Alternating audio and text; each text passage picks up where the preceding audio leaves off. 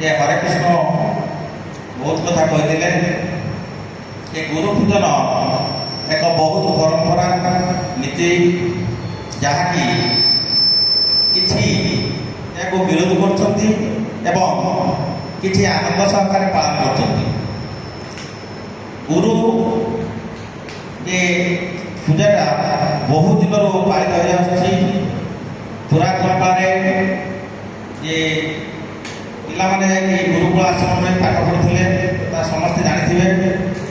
ବର୍ତ୍ତମାନ ଆମର ଯେଉଁ ଯେ ଆସ୍ତେ ଆସ୍ତେ ଭୁଲିଯିବା ଫଳରେ ବର୍ତ୍ତମାନ ସରକାର ଏ ଯେଉଁ ବହି ସବୁ ଚେଞ୍ଜ କରିଦେଇଛନ୍ତି, ପ୍ରଥମରୁ ଅଷ୍ଟମ ଶ୍ରେଣୀ ପର୍ଯ୍ୟନ୍ତ ବହି ଯେଉଁ ବର୍ତ୍ତମାନ ପ୍ରଚଳିତ ହେଉଛି, ସେଥିରେ ଯେ ପୂର୍ବ କାଳର କଥା ଗୁଡ଼ିକ ସବୁ ବର୍ଣ୍ଣନା କରାଯାଇଛି। ପୂର୍ବ କଥା, ପୁରାତନ କଥା ଏବଂ ସବୁ ପୁରାତନ କଥା ଗୁଡ଼ିକ ପ୍ରାୟ ଭର୍ତ୍ତି ହେଇଛି ବହି ଗୁଡ଼ିକରେ। ଆମେ ବର୍ତ୍ତମାନ ପଢ଼ିଲା ବେଳକୁ ଆମକୁ ନୂଆ ନୂଆ ଲାଗୁଛି। ଯାହାକି ଆମେ ଟ୍ରେନିଂ ଦେଇଥିଲେ ଆମେ ସେ ବିଷୟରେ କିଛି ଜାଣିପାରିଲୁନି। ବର୍ତ୍ତମାନ ଆମ ଥରେ ପୁଣି ସରକାର ଆମ ଟ୍ରେନିଂ ଦେଲା ପରେ ପ୍ରାୟ ଆମେ ସେ ବିଷୟ ପଢ଼ିବା ପାଇଁ ତତ୍ପର ବୋଲି ଭାବୁଛୁ। ତେଣୁ ଯେ ଗୁରୁକୁ ଆମେ କେବେ ବର ଭାବେ ଠିକ୍ ନୁହେଁ।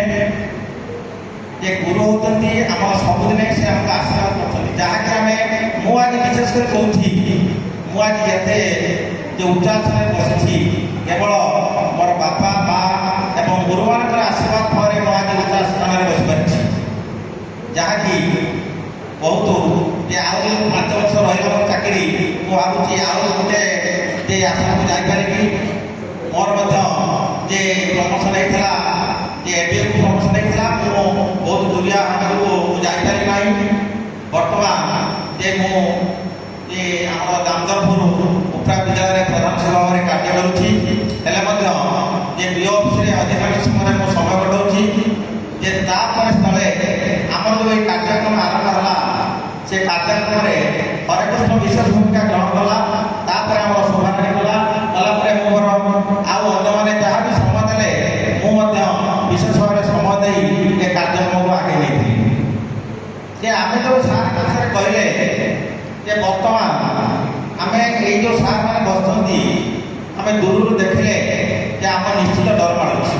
ହୁଏତ କିଏ ଜାଣିପାରେ କ'ଣ କରିପାରେ ମୁଁ କହିପାରୁନି। ମୁଁ ବିଶେଷ କରି ଅନୁଭବ କରୁଛି, ଯଦି ଦୂରରୁ ସାର୍ ଆସୁଛନ୍ତି, ମୁଁ ଗାଡ଼ିରେ ଗଲେ ଛାତି ଗୋଟେ ଦର ଭଳିଆ ଲାଗୁଛି ସାର୍ ଯାଉଛନ୍ତି ତ। ତେଣୁ ଏଇଟା ଗୋଟେ ଡର ଆମ ମନ ମଧ୍ୟରେ ରହୁଛି। କିନ୍ତୁ ବର୍ତ୍ତମାନ ଯେଉଁ ଯେ ଛାତ୍ରମାନେ ଯାଉଛନ୍ତି, ଗୋଟେ ବଡ଼ ଅଫସର ହେଇଯାଉଛନ୍ତି, ସେମାନେ ଗୁରୁକୁ କ'ଣ ଜାଣିପାରୁନାହାନ୍ତି। ଅନ୍ୟମାନେ ଯେ ଗୁରୁକୁ ବିଶେଷ କରି ଯେ କ'ଣ ପାଠ ପଢ଼ୁଛନ୍ତି, କ'ଣ କରୁଛନ୍ତି, ଏ କି ଗୁରୁ ଏ ମଧ୍ୟ କହିପାରୁଛନ୍ତି। ତେଣୁ ସେ ଗୁରୁ ନିନ୍ଦା କରି ଯେ ଉପରକୁ ଆମେ କେବେ ଆଗେଇ ପାରିବା ନାହିଁ। ହୁଏତ ପାଠରେ ପଢ଼ିକି ଆମେ ଗୋଟେ ବଡ଼ ଚାକିରି କରିପାରିଥାନ୍ତି, କିନ୍ତୁ ଗୁରୁକୁ ନିନ୍ଦା କେବେ କରିବ ନାହିଁ। ଗୁରୁକୁ ନିନ୍ଦା କରି ଆମେ କେବେ ଆଗେଇ ପାରିବା ନାହିଁ। ମୁଁ ଯାହା ଅନୁଭବ କରୁଛି। ତେଣୁ ଏ ଯେଉଁ ଆମର ଯେ ଅନ୍ତରାଳ ସାର୍ କଥା କହିଲେ, ଯେ ଅନ୍ତରାଳ ସାର୍ ଯେତେବେଳେ ଯେ ସେଇ ସୁନ୍ଦରପୁରରେ ଯେତେବେଳେ ଥିଲେ, ସେତେବେଳେ 22 ବର୍ଷ ଚାକିରି କରିଥିଲି। ଯେ ସାର୍ ସାଇକେଲରେ ଯିବେ, କାହାରି କିଛି କହିବେନି, ଗୋଟେ ରାଉଣ୍ଡ ଆଗରେ ବୁଲିଯିବେ, ଯାଇ ଅଫିସରେ ବସିବେ। କିନ୍ତୁ ଆମର ହାଇସ୍କୁଲ ଠାରୁ ସିଏ ହୁଏତ ଯେ ଏମ୍ଇ ସ୍କୁଲର ପ୍ରଧାନ ଶିକ୍ଷକ ହେଇପାରନ୍ତି, କିନ୍ତୁ ଆମର ହାଇସ୍କୁଲ ସାର୍ କଥା କହୁଛନ୍ତି। ପ୍ରତି ଛାତ୍ରର ସଭାଠାରୁ ଆରମ୍ଭ କରି ଯେତେ କାର୍ଯ୍ୟକ୍ରମ ହେବ ସେ ସେଥିରେ ମୁଖ୍ୟ ଭୂମିକା ଗ୍ରହଣ କରନ୍ତି। ତାଙ୍କୁ ସମସ୍ତେ ମୁଖ୍ୟ ଭାବେ ଏବେ ବି ପ୍ରତି କାର୍ଯ୍ୟକ୍ରମରେ ସମସ୍ତେ ତାଙ୍କୁ ମୁଖ୍ୟ ଭାବରେ ମାନିଛନ୍ତି। ଆମର ସାର୍ ସବୁବେଳେ କହିଲେ ନା, ସାର୍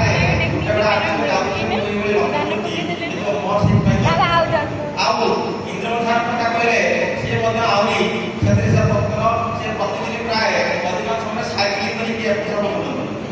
ଗାଡ଼ିଆ ଭର୍ତ୍ତି ଏପରି ସାଇକେଲ ଅଧିକାଂଶ ସମୟ ତାଙ୍କ ବସ୍ କେତେ, ଆମେ ସାଇକେଲ ଧରୁନୁ, ସେ ସାଇକେଲ ଧରିକି ଯିବା ଆସିବା କରନ୍ତି।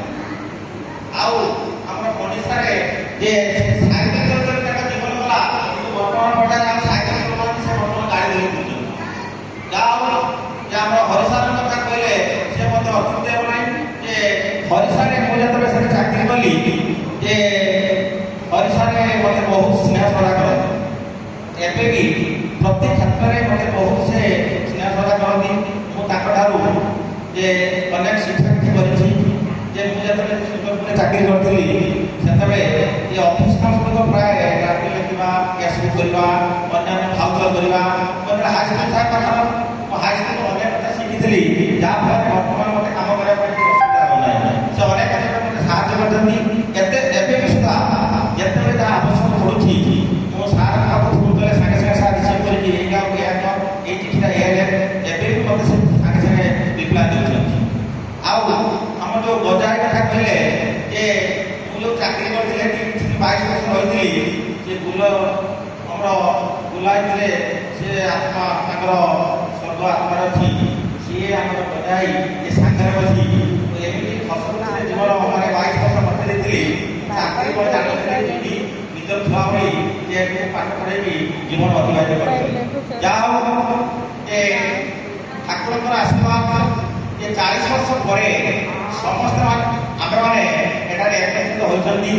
ଯାହାକି ଆମେ ଦେଖା ସାକ୍ଷାତ ବନ୍ଦି ଆମର ଘର ସ୍ତ୍ରୀ ଲୋକମାନଙ୍କୁ ସମସ୍ତେ ଆସି ଏଠାରେ ଏକତ୍ରିତ ହୋଇଛନ୍ତି। ସମସ୍ତେ ଆମେ ମିଳିତ ଭାବରେ ଯେ ଏଇ କାର୍ଯ୍ୟକ୍ରମଟିକୁ ସମ୍ପାଦନ କରିଥିବାରୁ ମୁଁ ସମସ୍ତଙ୍କୁ ଯେ ମୋ ତରଫରୁ ମୁଁ ଧନ୍ୟବାଦ ଦେଉଛି।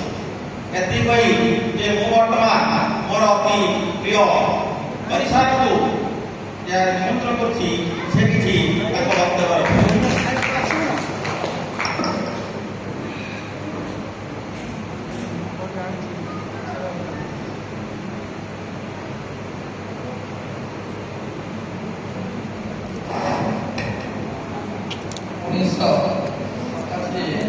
ବ୍ୟାଚର ଛାତ୍ରଛାତ୍ରୀମାନଙ୍କ ଦ୍ୱାରା ଆୟୋଜିତ ମଧୁମିଳନ ଏବଂ ଗୁରୁ ପୂଜନ ଉପରେ ଆୟୋଜିତ ସଭାର ମଞ୍ଚାସୀନ ମୋର ଅତି ପ୍ରିୟ ଅନ୍ତର୍ଜନ ସାର୍, ଇନ୍ଦ୍ରଣୀ ସାର୍, ଚକ୍ରଧର ସାର୍, ପଣ୍ଡିତ ସାର୍ ଏବଂ ସହକର୍ମୀ ଗଜେନ୍ଦ୍ର, ମୋ ସମ୍ମୁଖରେ ଉପସ୍ଥିତ ଆଜିକାର ଆୟୋଜନରେ ଉପସ୍ଥିତ ମୋର ଅତି ଶ୍ରଦ୍ଧେୟ ଛାତ୍ରଛାତ୍ରୀ ଏବଂ କିଛି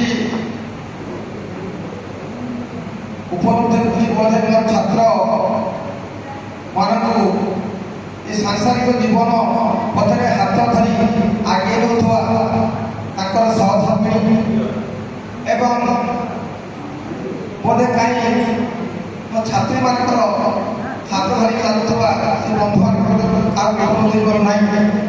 ଯାହା ମଧ୍ୟ ଏବେ ବି ମନେ ପକାଉଛି ଭିଡ଼ିଓ ମାଇନସ୍ ହେଇଯାଉଛି।